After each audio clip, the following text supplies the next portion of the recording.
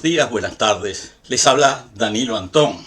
Estoy presentando nuevamente el canal Mitos y Verdades y en este caso comenzando un ciclo que se titula Historias esenciales y paisajes verdaderos. Este es el video número 449. Debido a la necesidad de aumentar las suscripciones, así como la audiencia de este canal, solicitaría que activaran la campanita de la suscripción y la manito del me gusta.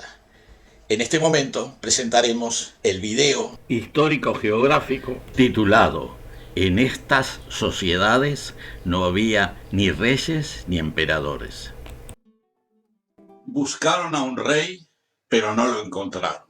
Preguntaron por sus emperadores, los gobernantes todopoderosos de sus estados. No los encontraron. Y no los encontraron porque no lo sabían.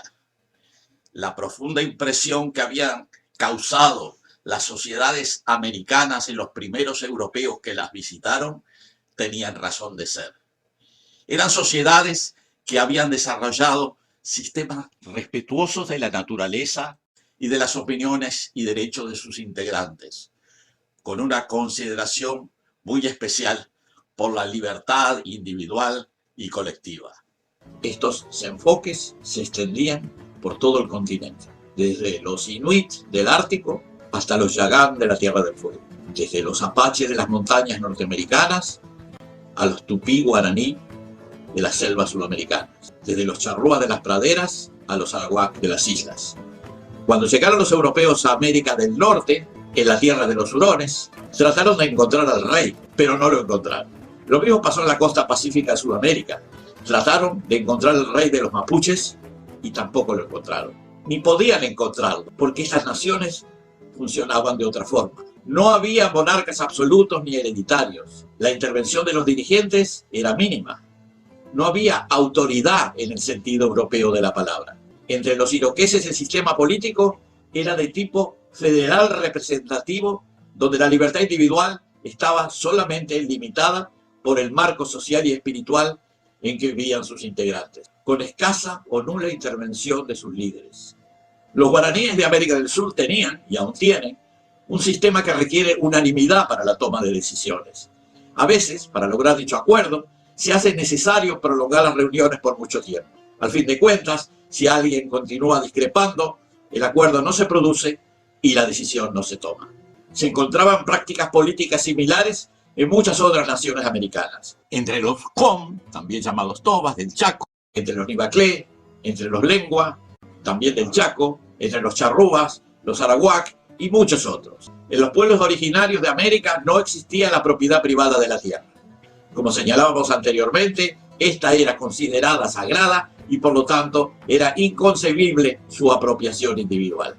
El uso del territorio era exclusivamente social, basándose en prácticas tradicionales y derechos consuetudinarios aceptados por los demás grupos y naciones. La verdad es que cuando los europeos llegaron a América, venían acostumbrados al absolutismo y a las autoridades omnímodas. Emperadores, reyes, papas y cardenales constelaban el firmamento político del continente. En el Medio Oriente, los regímenes islámicos, que originalmente tuvieron aspectos participativos, también habían desarrollado sistemas altamente autoritarios, heredados, en cierta medida, del absolutismo faraónico de Egipto. La mayor parte de los estados asiáticos y africanos presentaban estructuras sociales y políticas similares. En todos ellos, el destino social de hombres y mujeres estaba en las manos arbitrarias de amos y señores. La libertad individual, en tanto que práctica social significativa, estaba ausente. Las primeras utopías que tuvieron trascendencia histórica se relacionan claramente con las versiones novedosas que comenzaban a llegar desde allende el océano sobre esas nuevas sociedades ideales a principios del siglo XVI.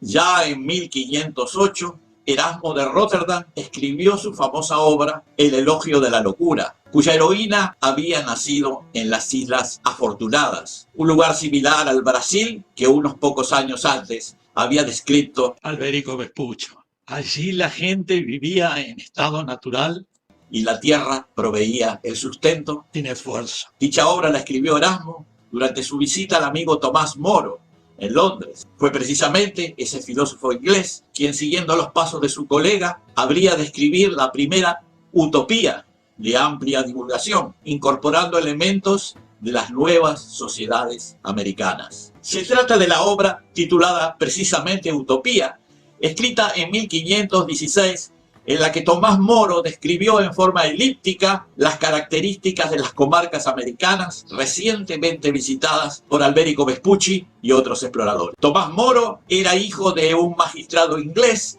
y se había educado en la mejor escuela de Londres y en la casa del canciller y arzobispo de Canterbury. Por ese motivo, además de recibir una educación clásica, estuvo al tanto de los acontecimientos que estaban ocurriendo allende el Atlántico, así como las características de las sociedades diferentes que estaban siendo conocidas por los viajeros europeos a América. Estas experiencias, transmitidas verbalmente por los viajeros y descritas en varios documentos, le permitieron ponerse al día sobre estas nuevas formas de organización que le sirvieron finalmente como fuente principal de inspiración para su obra Utopía. A ello hay que agregar sus contactos de juventud con los monasterios ingleses, que le permitieron conocer los sistemas comunitarios y religiosos, que ejercieron también una importante influencia en su obra. La propia palabra utopía fue creada por Moro, a partir de las voces griegas topos, ningún lugar, y topos, buen lugar, para designar el buen lugar que no existe. La sociedad de Utopía estaba ubicada en una isla de América, al sur del Ecuador. En gran medida, las características de dicha sociedad presentaban muchas semejanzas con la imagen que los europeos se comenzaban a hacer de ese nuevo mundo que estaban descubriendo. El principal protagonista de Utopía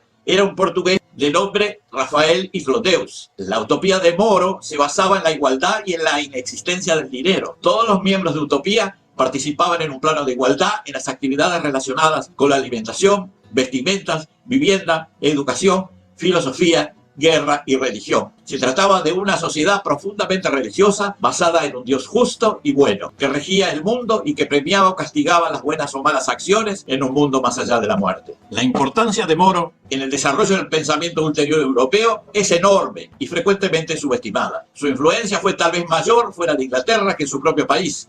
Fue el primer pensador europeo que planteó modelos claramente influenciados por las sociedades americanas recientemente conocidas en Europa. Fue a partir de la utopía de Moro que una pléyade de autores desarrollaron múltiples propuestas que habrían de culminar en las grandes revoluciones intelectuales y sociales de los siguientes siglos. Hasta el propio nombre utopía, de uso corriente para designar enfoques ideales de la vida y la sociedad, encontró su origen en Moro. Ello fue reconocido en la propia Unión Soviética y su nombre fue inscrito entre los héroes de la Revolución Mundial en la Plaza Roja de Moscú.